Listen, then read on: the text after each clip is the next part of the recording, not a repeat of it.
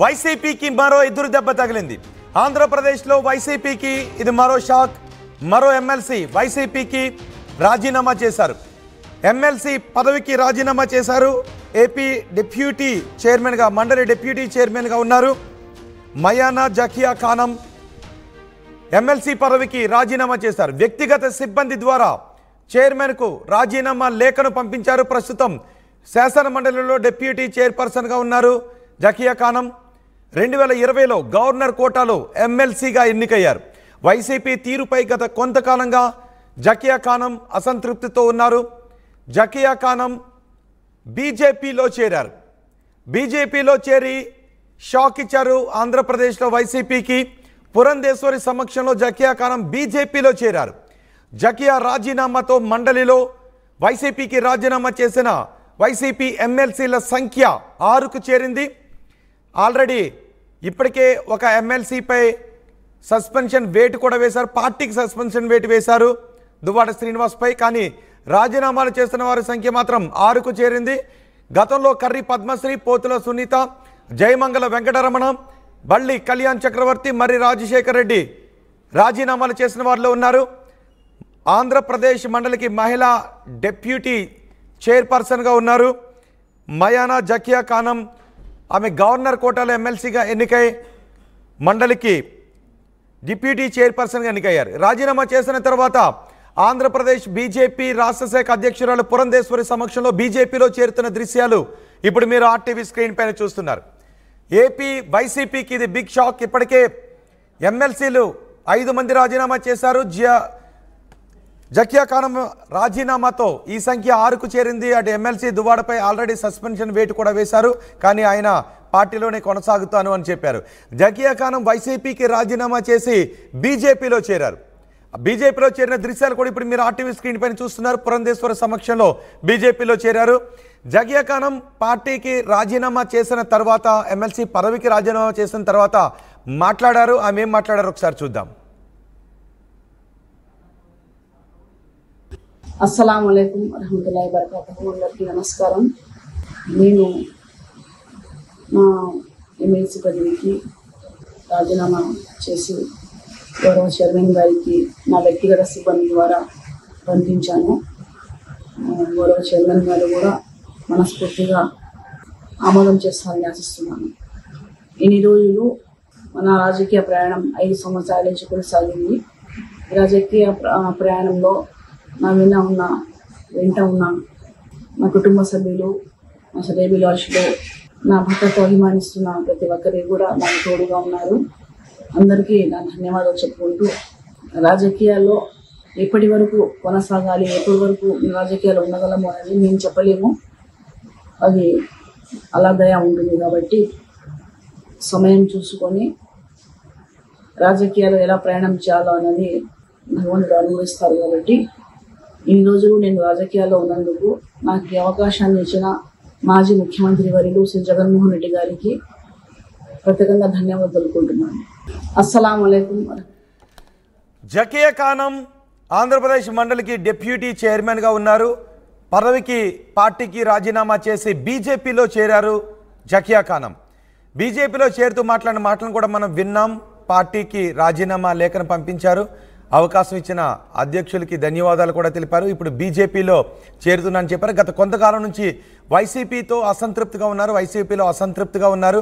So ఈరోజు రాజీనామా చేసి ఆంధ్రప్రదేశ్ బీజేపీ రాష్ట్ర శాఖ అధ్యక్షురాలు పురంధేశ్వరి ఆధ్వర్యంలో బీజేపీలో చేరుతున్న దృశ్యాలు మనం చూస్తున్నాం. మా ప్రతినిధి కిషోర్ ఉన్నారు పూర్తి సమాచారం అందించడానికి. కిషోర్, జకియా ఖానం రాజీనామా చేయడానికి కారణం ఏంటి? బీజేపీలో చేరాలి అని ఎందుకు అనుకున్నారు? రోహిత్, ఏదైతే జకియా ఖానం శాసన మండలి సభ్యురాలతో పాటు అటు శాసన మండలి డిప్యూటీ చైర్మన్ గా కూడా ఆమె కొనసాగుతున్న పరిస్థితి. ఈ నేపథ్యంలో ఆమె ఒక్కసారిగా కూడా తన రాజీనామా ఇచ్చిన తర్వాత పురంధరేశ్వరితో భేటీ అయి బీజేపీలో కండువా కప్పుకోవడం జరిగింది. అయితే ఇది వైసీపీకి ఒక బిగ్ షాక్ అని చెప్పాలి. గత కొంతకాలంగా వైసీపీకి సంబంధించినటువంటి ఎమ్మెల్సీలు ఒక్కొక్కరుగా చేజారిపోతున్నటువంటి పరిస్థితి కనిపిస్తుంది. దీనికి ప్రధాన కారణం వైసీపీలో అంటే కొంత జకియా ఖానంకు సంబంధించి తనకు తగినటువంటి ప్రాధాన్యత లేదా మరే విషయమా అన్నటువంటి విషయం తెలియదు. కానీ మొత్తానికైతే మాత్రం జకియా ఖానం గత కొంతకాలంగా వైసీపీ పార్టీ కార్యక్రమాలు కావచ్చు, ఇతరత్ర అంశాలపైన కూడా ఆమె కొంత స్తబ్దతగా ఉంది. ఎక్కడికి కూడా హాజరు కాని. మరోవైపు పార్టీ కార్యక్రమాలు జరుగుతున్నా కూడా పార్టీ కార్యక్రమాల్లో కూడా పాల్గొనే పరిస్థితి కనిపించి ఈ నేపథ్యంలో ఒక రకంగా ఆమె టీడీపీలో చేస్తున్నటువంటి ప్రచారం కూడా దూరంగా సాగింది. అయితే ఆ క్రమంలో ఒక్కసారిగా ఆమె రాజీనామా చేసి, ఏదైతే గతంలో జగన్మోహన్ రెడ్డి చేసిన వ్యాఖ్యలు పార్టీ జెండాతో గెలిచిన వారు పార్టీ పదవులకు రాజీనామా చేసి ఆ తర్వాత పార్టీని విడిపోతే మంచిదన్నటువంటి ఆయన సూచనల మేరకు కూడా ఆమె ఆ సూచనలు పాటించిందని చెప్పాలి. ఒక రకంగా వైసీపీని వేయడానికి ప్రధాన కారణం ప్రస్తుతం ఉన్నటువంటి పరిస్థితుల్లో, రాజకీయ పరిస్థితుల్లో ఆమె వైసీపీలో ఇమడలేని పరిస్థితి ప్రధాన కారణం. ఇందుకు ప్రధాన కారణం ఒక రకంగా వైసీపీలో కొనసాగితే కొంత ఇబ్బందికరమైన పరిస్థితులు తప్ప ఉన్నటువంటి భావనతో ఆమె ఏమన్నా ఈ బీజేపీలో చేరారా లేకుంటే మరే ఇతర వ్యక్తిగత కారణాలు తెలియదు. కానీ మొత్తానికి మాత్రం ఆమె గత కొంతకాలంగా మాత్రం వైసీపీకి మాత్రం దూరంగా ఉంటుంది. వైసీపీలో ఇమడలేని అంటే ఒక రకంగా రాయచోటి నియోజకవర్గంలో ప్రధానంగా ముస్లిం మైనారిటీలే కొంత ఎక్కువ శాతం ముస్లిం మైనారిటీ వర్గాలకు సంబంధించి ఆ ప్రాంతంలో ఒక రకంగా వైసీపీకి కీలకమైనటువంటి నేతగా వివరిస్తూ వచ్చాడు ఆమె భర్త జకియా ఖానం.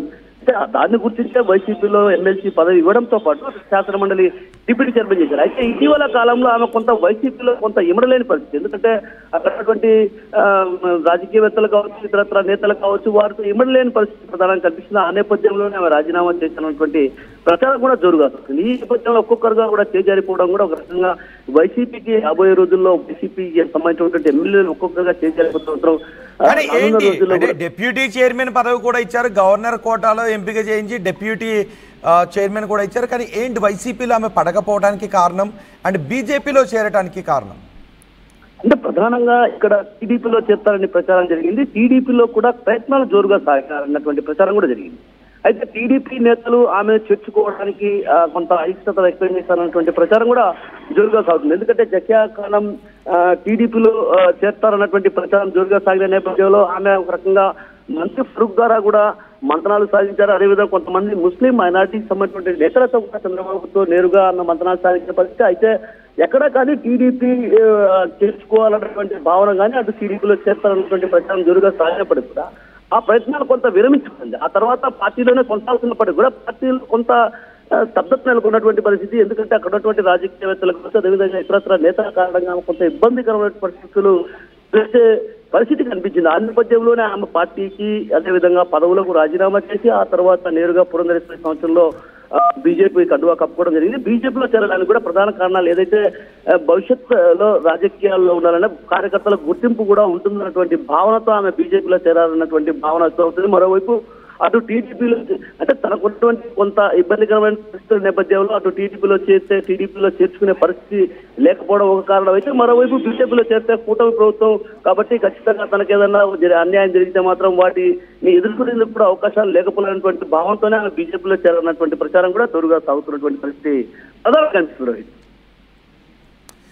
రైట్ కిషోర్, ఆంధ్రప్రదేశ్లో వైసీపీకి ఇది మరో షాక్, పెద్ద షాక్గానే చెప్పుకోవాలి.